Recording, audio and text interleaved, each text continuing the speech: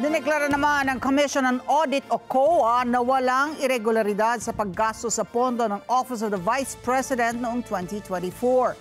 Ayon kay OVP spokesperson Attorney Ruth Castelo, malaking bagay ang pahayag ng COA, lalo na't hindi pa rin natatapos ang alegasyon sa kinikwestyong paggasta sa OVP funds.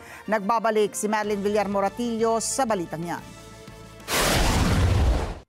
Mismong Commission on Audit ang nagsabi na malinis ang financial record ng Office of the Vice President.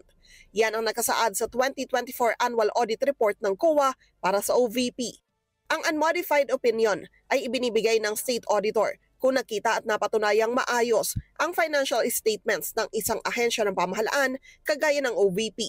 Ini-issue po ito, yung modified opinion, pagka sinabi ng auditor na based on the audit evidence that they presented, hindi ko ma-determine as an auditor kung yung financial statements ba niya ay walang material misstatement.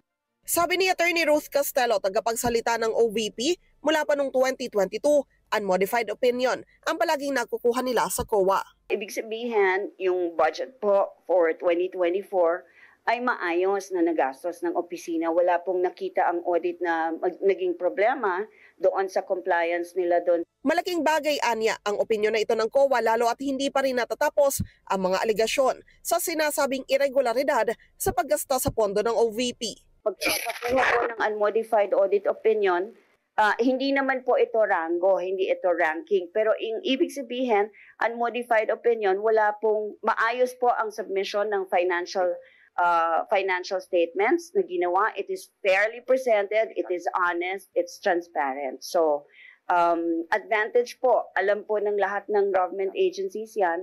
Sa isang pahayag, sabi ng OVP, sa ilalim ng 2024 General Appropriations Act, 85.55% ang utilization rate ng kanilang opisina. Yan ay sa kabila ng ilang hamon sa kanilang pinalawak na operasyon at mga programa. Madeline Villar Moratillo para sa Mata ng Agila. Matatag, matapang, matapat.